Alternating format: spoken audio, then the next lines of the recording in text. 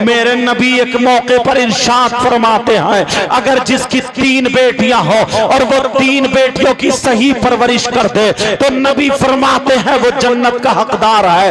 बेटियों की वजह से जन्नत मिल रही है, लेकिन सही परवरिश कर दे तो एक सहाबी एक दरमियान से खड़े हुए थे और कहते हैं आका, अगर जिसकी 2 बेटियां हो तो नबी ने फरमाया अगर वो 2 की सही परवरिश कर दे तो वो भी जन्नत का हकदार है। अब मुझे बताओ 2 बेटियों की वजह से जन्नत मिली या नहीं मिली? क्यों? इसलिए कि सही परवरिश कर दे। तब नबी फरमाते हैं अगर जिसकी 2 बेटियां हो सही परवरिश कर दे तो वो भी जन्नत का हकदार है। एक सहाबी और एक कोने से खड़े हो जाते हैं और वो पूछते हैं, कहते हैं आका, अर्ज करते हैं, कहते हैं आका, अगर जिसके पास 3 बेटियां नहीं है, अगर जिसके पास 2 बेटियां नहीं है, अगर जिसके पास 1 बेटी हो उसको क्या, उसका क्या मामला है? तो नबी फरमाते हैं अगर जिसकी 1 बेटी हो और वो अगर उसकी सही परवरिश कर दे तो वो भी जन्नत का हकदार है। प्यारो, अब यही औलाद है, यही बेटियां हैं, यही बच्चियां हैं, अगर इनकी सही परवरिश करोगे तो ये जन्नत के हकदार तुम बन जाओगे। और अगर इनको आवारा छोड़ दोगे, इनको मोबाइल अगर दे दोगे, इनको आजाद कर दोगे, इनके पहनने ओढ़ने पर तवज्जो नहीं रखोगे, इनके चलने फिरने पर तवज्जो नहीं रखोगे, इनकी तरबियत सही नहीं होगी तो फिर जन्नत का दरवाजा बंद हो जाएगा। तुम्हारे लिए जन्नत का दरवाजा बंद कर दिया जाएगा। अब तुम्हारे हाथ में है कि सही परवरिश करें या फिर आजाद छोड़ दे। अगर सही परवरिश करनी है तो तुम्हें इनके हाथों से मोबाइल लेना होगा। आप कहेंगे मोबाइल से परेशानी क्या है? अरे मैं पूछना चाहता हूं, जरा बताओ, जो लड़की यहां से निकल के कभी बाहर नहीं गई लेकिन उसके पास बंबई का फैशन कहां से आया, उसके पास गोवा का कल्चर कहां से आया, उसके पास फिल्मों का ढंग कहां से आया, उसके पास पहनने ओढ़ने का ढंग वो फिल्मों जैसा कहां से आया? ये मोबाइल की देन है, मोबाइल की।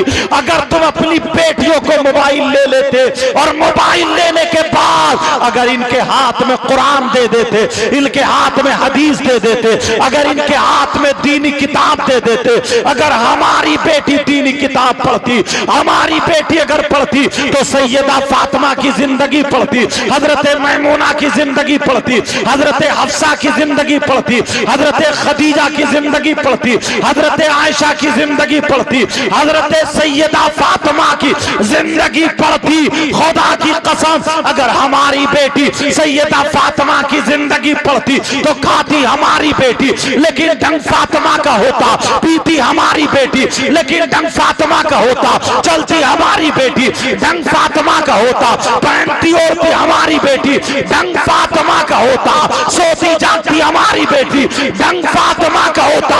अगर ऐसी बेटी बाप के घर में होती तो बाप के लिए रहमत बन जाती, और शौहर के घर में होती शौहर के लिए नेमत बन जाती, और जब मां बनती तो इसके कदमों के नीचे औलाद के लिए जन्नत होगा। कितना खराब होगा, कितना खराब होगा जो अपनी मां पर गलत नजर डालता हो। मेरा इशारा समझ रहे?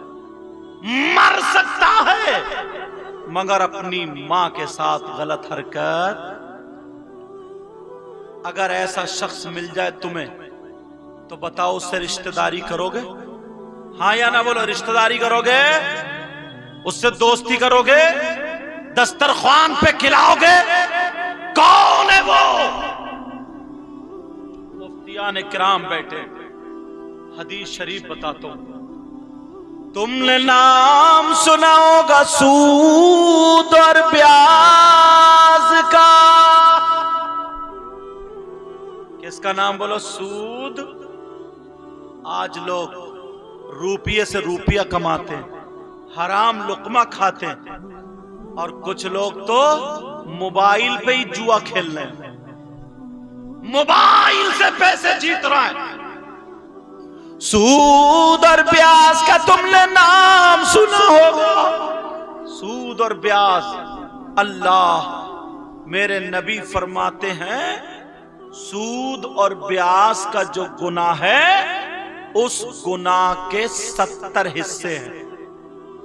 एक हदीस में 73 का भी जिक्र आया। 70 हिस्से हैं, 70 टुकड़े हैं।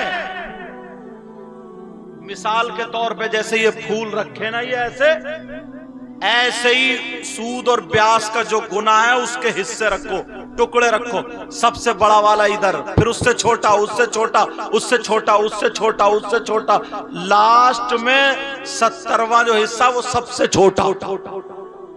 अब नबी फरमाते हैं, आमना के लाल फरमाते हैं, इन तमाम हिस्सों में सबसे छोटा वाला हिस्सा जो है उसका गुनाह ऐसा है, उसका पाप ऐसा है जैसे सगे बेटे का मां के साथ जिना। अल्लाह मेरी तौबा। पहले हाथ उठाओ, सब लोग हाथ उठाओ, हाथ उठा के तौबा करो। बोलो आज के बाद कोई हराम का लुकमा खाएगा? बोलो, हाथ हिलाओ, बोलो नहीं, बोलो नहीं। अब रख लो हाथ। अल्लाह हम सब की तौबा को कबूल फरमा ले। नबी फरमाते हैं 3 लोग जन्नत में नहीं जा सकते। नंबर 1 माँ बाप का नाफरमान, यहीं से चला था ना। और नंबर 2 वद्दयूस, दयूस जन्नत में नहीं जा सकता। इन 2 पर अभी बोला हूं। नंबर 3 वरजुलतुन निसा, वो मर्द जो औरतों की वज़ाक़ता बनाए हुए। मतलब लड़का है गले में चैन पहने पड़ा, लड़का है कान में कुंडल पहने पड़ा, लड़का है नाक में नथुनिया पहने पड़ा, लड़का है गले हाथ में चूड़ी और कड़ा पहने पड़ा, लड़का है उसमें बाल में कंगा लगाए पड़ा है। देखो ना, बाज लड़के के बाल ऐसे जैसे कि गधा चढ़ गया, जैसे कि गधा चढ़ गया। और वो लड़कियां जो मर्दों की वज़ाक़ता बनाए हुए हैं, जो लड़कों की वज़ाक़ता बनाए हुए हैं, जो लड़कों जैसा पहनावा पहनती है, लड़की है और जींस की पैंट पहनती है, लड़की है टॉप पहने हुए घूमती है। अब वो लड़के जो औरतों की वज़ाक़ता बनाए हुए हैं, वो लड़कियां जो मर्दों की वज़ाक़ता बनाए हुए हैं, ये भी जन्नत में नहीं जा सकते हैं। प्यारे, ये 3 लोग ऐसे हैं जो जन्नत में नहीं जा सकते। अब दूसरी हदीस तुम्हें मैं बताए देता हूं ताकि पता चल जाए। अगर तुमने सही परवरिश की है, अपने बच्चों की सही तरबियत की है, तो मेरे नबी एक मौके पर इरशाद फरमाते हैं, अगर जिसकी 3 बेटियां हो और वो 3 बेटियों की सही परवरिश कर दे तो नबी फरमाते हैं वो जन्नत का हकदार है। बेटियों की वजह से जन्नत मिल रही है, लेकिन सही परवरिश कर दे तो। एक सहाबी एक दरमियान से खड़े हुए थे और कहते हैं आका, अगर जिसकी 2 बेटियां हो तो नबी ने फरमाया अगर वो 2 की सही परवरिश कर दे तो वो भी जन्नत का हकदार है। अब मुझे बताओ 2 बेटियों की वजह से जन्नत मिली या नहीं मिली? क्यों? इसलिए कि सही परवरिश कर दे तब। नबी फरमाते हैं अगर जिसकी 2 बेटियां हो सही परवरिश कर दे तो वो भी जन्नत का हकदार है। एक सहाबी और एक कोने से खड़े हो जाते हैं और वो पूछते हैं, कहते हैं आका, अर्ज करते हैं, कहते हैं आका, अगर जिसके पास 3 बेटियां नहीं है, अगर जिसके पास 2 बेटियां नहीं है, अगर जिसके पास 1 बेटी हो, उसका क्या मामला है? तो नबी फरमाते हैं अगर जिसकी 1 बेटी हो और वो अगर उसकी सही परवरिश कर दे तो वो भी जन्नत का हकदार है। प्यारो, अब यही औलाद है, यही बेटियां हैं, यही बच्चियां हैं। अगर इनकी सही परवरिश करोगे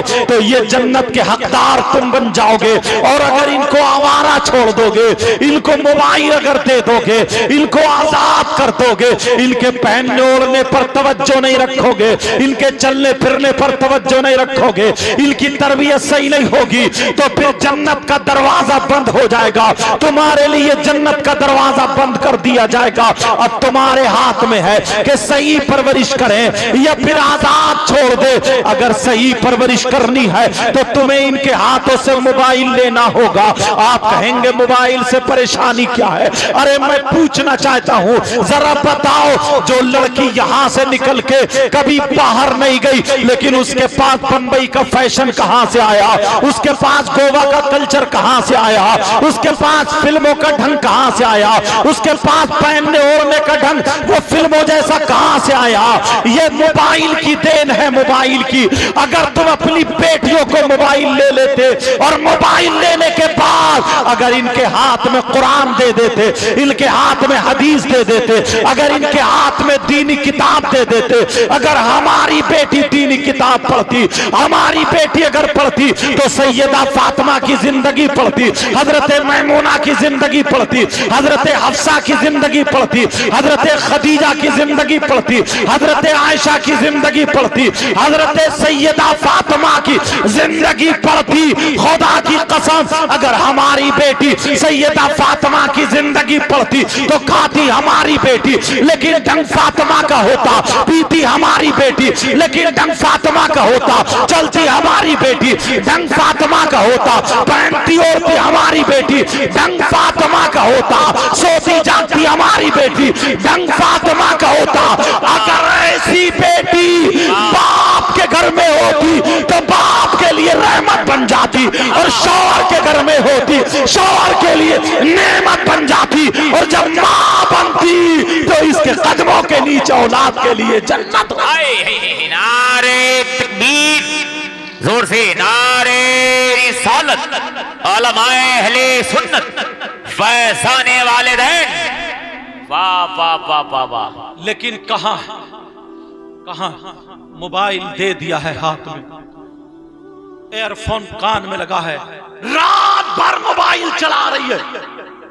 और ये कुछ लफंगे लड़के हैं, ऐसे लफंगे लड़के जिन्हें न बाप का शऊर न मां का शऊर, जिन्हें न खाने पीने का शऊर न ढंग, बस मोबाइलों पे चैटिंग कर ली, ये समझ रहा यही जिंदगी है।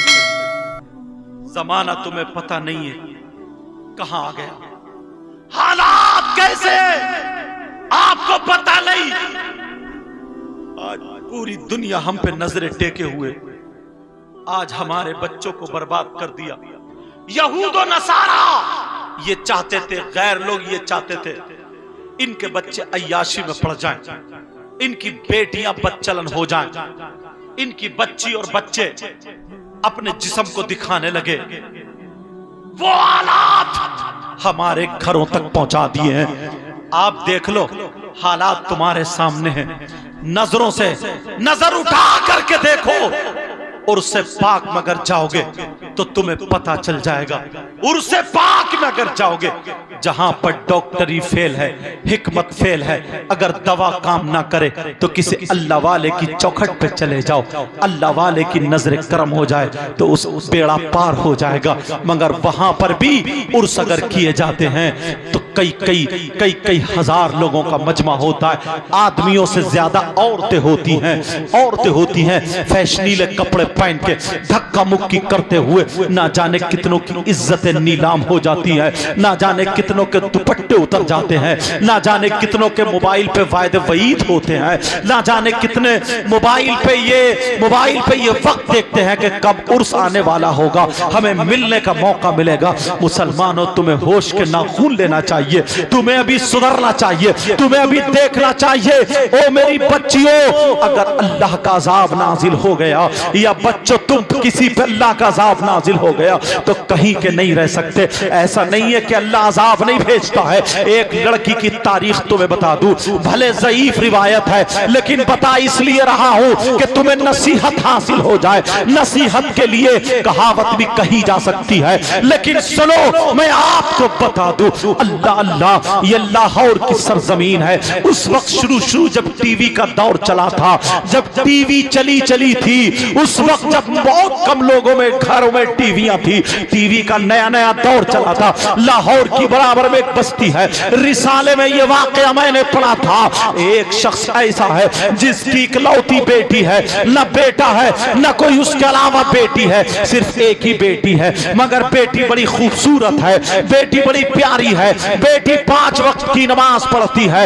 ओ मेरी बच्चियों सुन लेना, वो 5 वक्त की नमाज पढ़ने वाली, वो कुरान शरीफ पढ़ने वाली बच्ची है, मगर उसकी सहेली बिगड़ी हुई थी, उसकी सहेली गलत थी, उसकी दोस्त जो थी वो गलत थी। उसकी माँ कहती है, एक दिन जुमे का दिन आता है, अल्लाह अल्लाह जुमे के दिन वो लड़की कुरान शरीफ बैठे हुए, जुमे की नमाज के बाद तख्त पे बैठे हुए कुरान शरीफ की तिलावत कर रही थी। आप जानते औरतें जुमे के दिन कुरान शरीफ पढ़ती है, वो लड़की जुमे की नमाज के बाद कुरान शरीफ की तिलावत कर रही थी। 16वां सिपारा पढ़ रही थी, तकरीबन आधा सिपारा हो जाता है, इतने में दौड़ती हुई उसकी सहेली आ जाती है और हाथती हुई आकर के उसे चिपट जाती है, उसके गले में हाथ डाल के कहने लगती है, ओ मेरी सहेली, मैं तुझे अपनी जान से ज्यादा प्यार करती हूँ, मैं तुझे अपनी जान से ज्यादा समझती हूँ, देख मैं तुझे बुलाने आई हूँ। इसकी माँ अलग बैठे हुई चूल्हे पे मिट्टी लगा रही थी,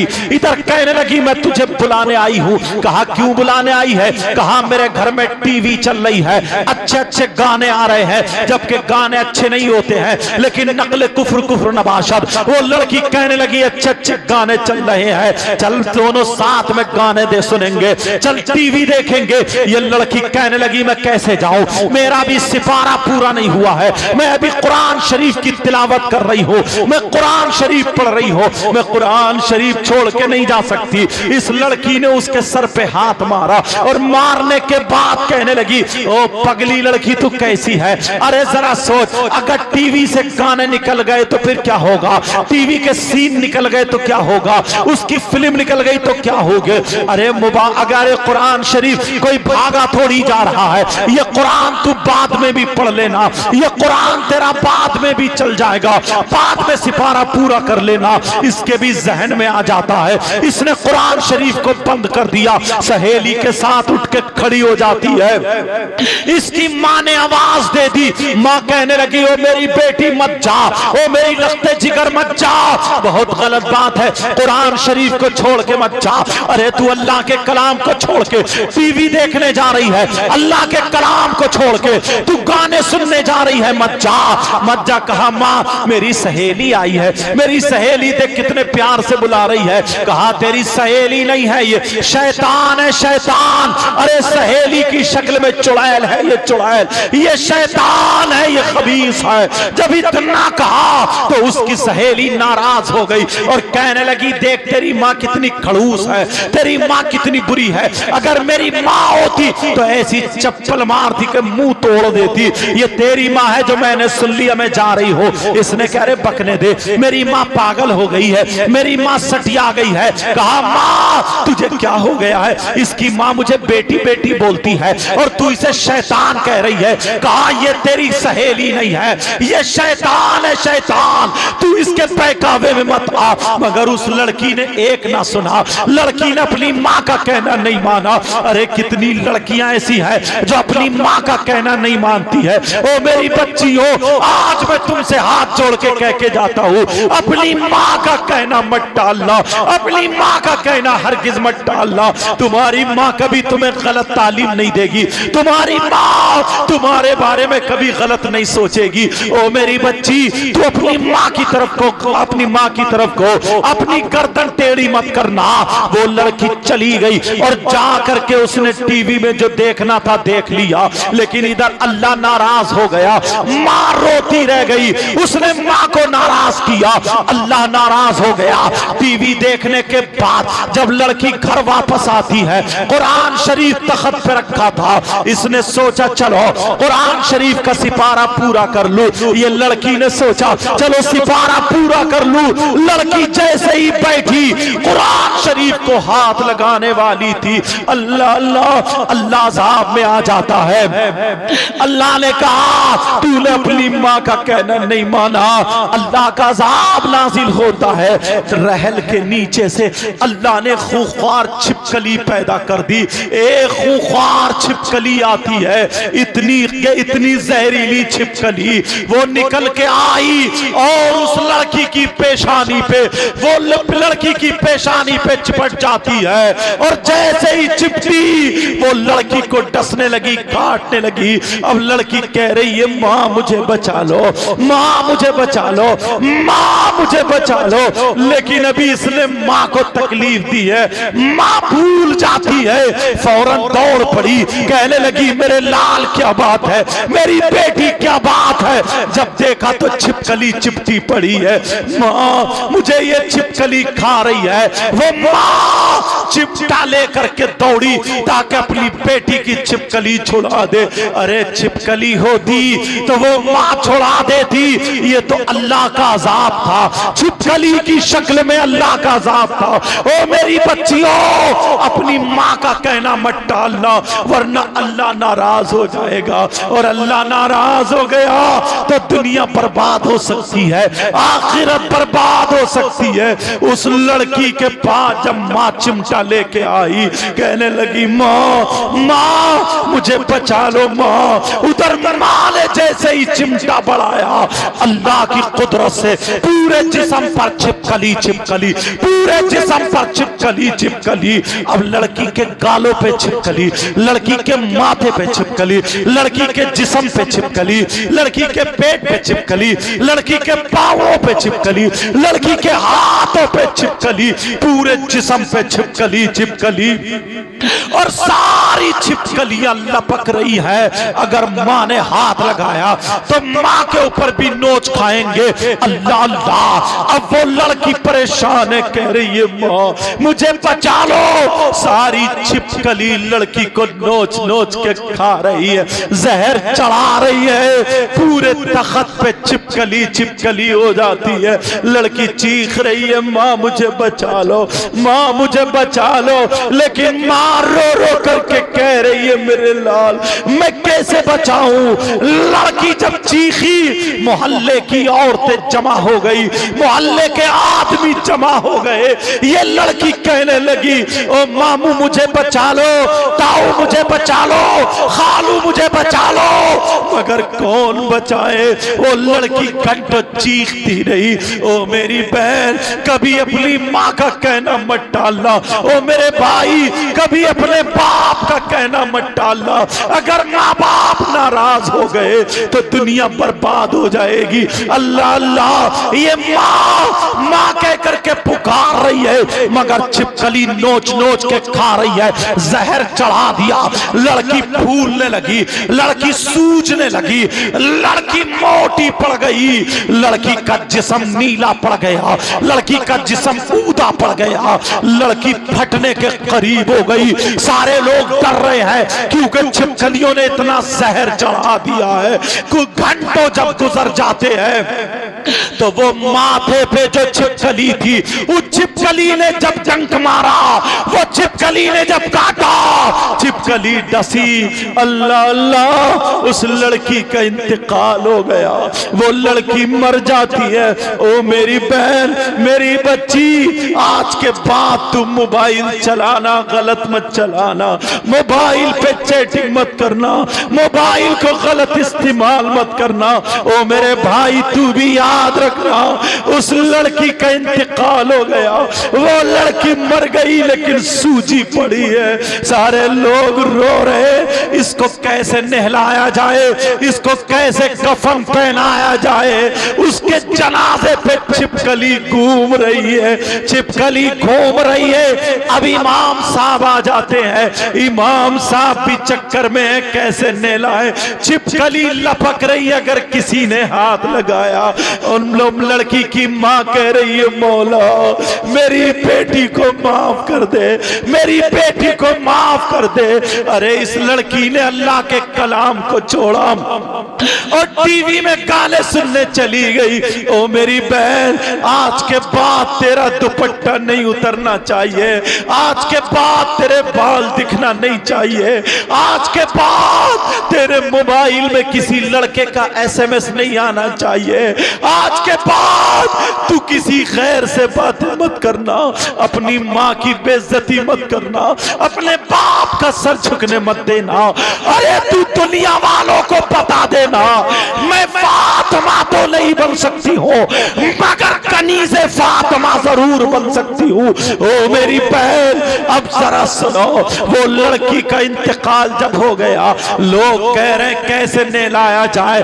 कहीं से गानों की आवाज आ जाती है, कहीं से जब आवाज आई तो वो छिपकली गायब हो जाती है। गाने की आवाज सुन के वो छिपकली गायब होती है, और जैसे ही गानों की आवाज खत्म हुई फिर छिपकली मौजूद है। लोगों ने कहा इसके जनाजे पे टीवी चला दो।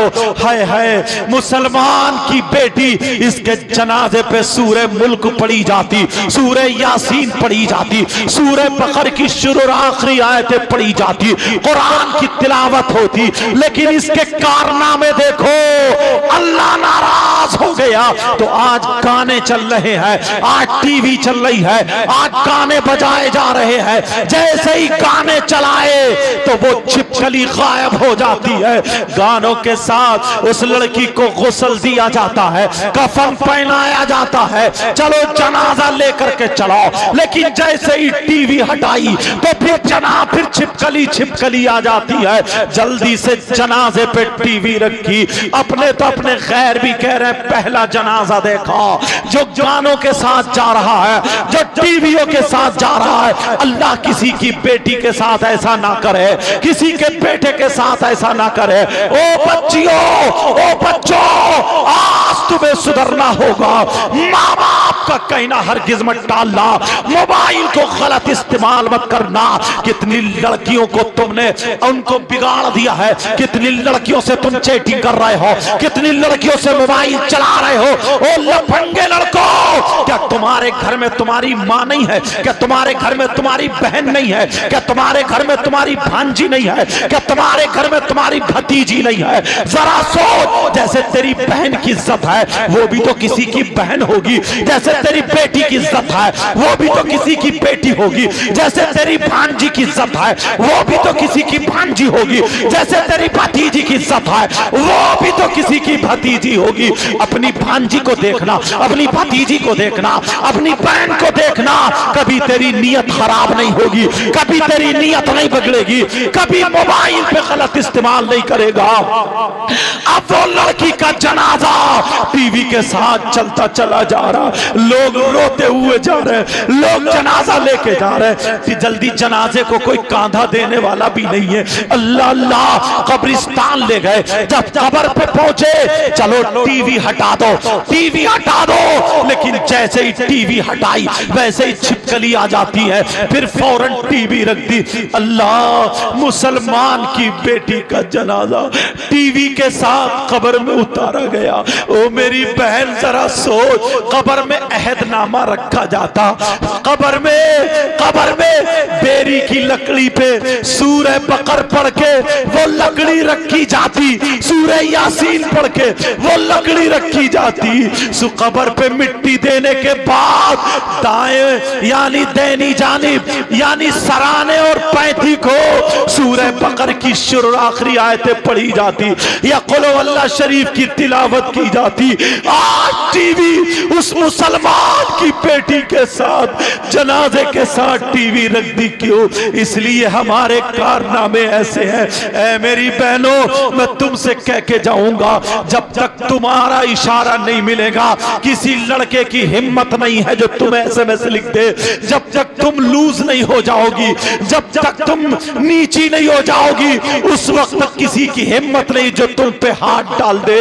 लेकिन मैं तुम्हें दर्श दे के जाता हूं, अगर तू इस्लाम की शहजादी है, आज के बाद अगर कोई लड़का तुझे ऐसे तैसे नजरों से देखे या तुझे इशारा करे या हाथ चलाए, चप्पल लेके खड़ी हो जाना और उससे कहना जाओ अपनी माँ पे हाथ डाल, अपनी बहन पे हाथ डाल, अपनी भांजी पे हाथ डाल। मगर अफसोस तो यही है, आज तेरे गले में दुपट्टा नहीं मिलता, आज तेरे सर पे दुपट्टा नहीं मिलता, आज तेरा गला यहाँ तक चिरा हुआ दिखाई देता है, आज तेरी आस्तीन यहाँ तक दिखाई देती है, आज तू लड़कों की तरफ भागती है, आज तू मुस्लिम तो मुस्लिम गैर मुस्लिम लड़कों से मोबाइल पे सेट हो गई है। ओ इस्लाम की शहजादी, मैं हाथ जोड़ के ये मुनाज़िरे अहले सुन्नत मुफ्ती जुल्फ़िकार साहब इनकी मौजूदगी में हाथ जोड़ के और यहाँ का स्टाफ इनकी मौजूदगी में ये दर्स दे करके जाता हूँ। ओ मेरी बहन, ओ मेरी बहन, ओ मेरी बहन, मर जाना मगर अपनी इज्जत का सौदा मत करना। मर जाना मगर इज्जत का सौदा मत करना, अपनी इज्जत नीलाम मत करना। इसलिए मेरे नबी की बेटी फरमाती है, सैयदा फातिमा फरमाती है, सैयदों की दादी फरमाती है, क्या फरमाती है? औरत के पास सबसे ज्यादा कीमती चीज उसका सोना चांदी नहीं है, उसके रुपये पैसे नहीं है, हीरे जवाहरात नहीं है। औरत के पास सबसे ज्यादा कीमती चीज उसकी इज्जत है, शर्म हया गैरत है, उसका पर्दा है, पर्दा। हजरत अली ने जब एक मर्तबा कहा था, कहा फातिमा बोलो मुझसे कुछ मांग लो, क्या मांगती हो? तो सैयदा फातिमा की आंखों में आंसू आ गए। कहा अली मना मत करना। कहा नहीं मना नहीं करूंगा। कहा मांगो, आज अगर पहाड़ मांगोगी, सोने हीरे जवाहरात मांगोगी, तक तो क्या मांगोगी मांगो, आज जो मांगोगी अली देने के लिए तैयार है। तो नबी की बेटी ने क्या मांगा? नबी की बेटी कहने लगी अली मुझे कुछ नहीं चाहिए, मुझे सिर्फ इतना चाहिए जब मेरा इंतकाल हो, जब मैं दुनिया से चली जाऊं तो मेरा जनाजा दिन में नहीं, मेरा जनाजा रात में निकालना। ओ मेरी बहन सुन ले, नबी की बेटी बोली मेरा जनाजा रात में निकालना। हजरत अली बोले कुरान की कोई आयत ऐसी नहीं है कि औरत का जनाजा रात में निकाला जाए, हदीस भी ऐसी नहीं है कि औरत का जनाजा रात में निकाला जाए। फातिमा फिर तुमने ये क्यों कहा? तो सैयदा फातिमा ने क्या कहा? अली तुमने मुझसे कुरान की आयत नहीं पूछी, हदीस नहीं पूछी, तुमने फातिमा की चाहत पूछी। ओ मेरी बहनों, नबी की बेटी की चाहत देखो, नबी की बेटी की मर्जी देखो, नबी की बेटी की चॉइस देखो। नबी की बेटी फरमाती है ओ अली मैंने मेरी चाहत ये है कि जब मेरा इंतकाल हो तो मेरा जनाजा रात में निकालना। अली बोले फातिमा तुमने ये क्यों चॉइस की है? तो फातिमा जवाब देती है इसलिए अली जब तक मैं जिंदा रहूंगी मेरे जिस्म पर किसी गैर मर्द की नजर नहीं पड़ेगी, और मैं चाहती ये हूं जब मेरा इंतकाल हो जाए तो मेरे कफन पर भी, मेरे जनाजे पर भी, मेरे जिस्म पर भी किसी गैर मर्द की नजर नहीं। अल्लाह अल्लाह। अब जरा सुनो, वो लड़की मेरी बहनों सुनो, उस लड़की को टीवी के साथ दफन कर दिया जाता है। जैसे ही दफन हो जाती है अल्लाह अल्लाह लोग रो करके चले आए, 40-50 कदम वापस चले होंगे, एक धमाका हुआ, कब्र फटी, टुकड़े होकर टीवी बाहर गिरी। जब देखा तो कब्र जाके फिर सही हो जाती है, लेकिन जब रात हो जाती है माँ सो जाती है, माँ के ख्वाब में वो लड़की आ जाती है और कहती है माँ माँ मैं मरी नहीं हूँ, मैं जिंदा हूँ, मुझे निकाल लो। माँ मुझे छिपकली ने काटा था, मैं बेहोश हो गई हूँ, माँ मैं जिंदा हूँ, मुझे निकाल लो। माँ मैं मरी नहीं हूँ, माँ मेरी कब्र में सांप और बिच्छुओं का बिस्तर कर दिया, माँ माँ मुझे सांप डस रहे, माँ माँ मुझसे एक रात भी आ नहीं झेलेगी, माँ माँ मैं बहुत परेशान हूँ, माँ ओ मेरी बच्चियों कभी माँ का कहना मत डालना, कभी मोबाइल को गलत इस्तेमाल तुम भी मत करना। अल्लाह अल्लाह। माँ के ख्वाब में आके वो लड़की कह रही है माँ तुम तो मुझे अपने हाथ से लुकमा खिलाती थी, माँ माँ अगर मुझे चूटी काट ले तो तुम्हें तकलीफ होती थी, माँ माँ ओ माँ मैं जिंदा हूँ, मुझे निकाल लो। माँ की आंख खुली तो पसीने पसीने अपने शौहर को बताया। जैसे ही शौहर को बताया, शौहर के ख्वाब में भी लड़की आ जाती है। ए बाप मैं जिंदा हूं, मुझे निकाल लो बाप। अरे बाप भी डर जाता है। 7 दिन गुजर गए, लोगों की नींदें हराम हो जाती है कि जिसके ख्वाब में नमाजी क्या आ रही है, हाजी क्या आ रही है, अरे मैं जिंदा हूं मुझे निकाल लो। लोग परेशान हो जाते हैं। चलो ऐसा करो, ऐसा करो, लड़की की कब्र खोल करके देखते हैं। हिम्मत नहीं पड़ती है। 7 दिन के बाद जब चले, इमाम साहब आगे आगे है, पीछे पीछे लोग हैं, लोगों की भीड़ है।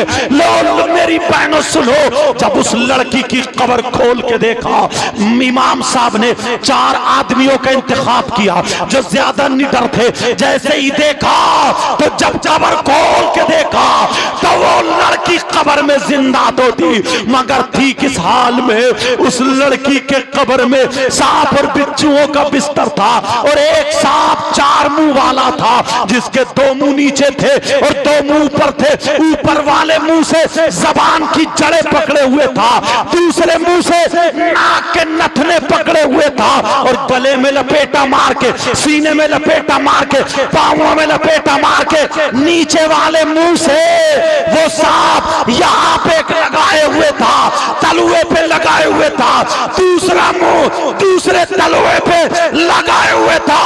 और लड़की ऐसे तड़प रही थी जैसे बिजली का करंट लगता हो। लोगों की चीखें निकल गई, कुछ भाग पड़े, कुछ औरतें आदमी बेहोश होकर गिर पड़े। लेकिन यही इमाम, इसकी आंखों में आंसू तो आ गए, मगर जैसे ही आंखों में आंसू आए इसे नबी याद आ जाते हैं, क्योंकि इसने पढ़ा था अगर कहीं अल्लाह का अज़ाब नाजिल हो तो आजान पढ़ो, अगर कहीं तूफान आए तो आजान पढ़ो, कहीं बलाओं का नुज़ूल हो तो आजान पढ़ो, हवाएं तेज चले तो आजान पढ़ो, अगर जिन्नात आ जाए तो आजान पढ़ो, बलाएं मुसीबतें आफतें उतरे तो आजान पढ़ो, किसी मुसीबत भंवर में फंस जाए तो आजान पढ़ो। यही इमाम आगे बढ़ा और दिल में खुदा का डर बिठाए हुए, आंखों को बंद करके, कानों में उंगली लगा के आजान पढ़ता है पूरी ताकत से, अल्लाहू अकबर अल्लाहू अकबर। जब ला इलाहा इल्लल्लाह पे आता है और आंखें खोल के देखा तो कब्र का अज़ाब खत्म हो चुका था और लड़की कब्र के अंदर जिंदा रही। नारे तकबीर, नारे रिसालत, उलमाए अहले सुन्नत, जलसे दस्तार बंदी।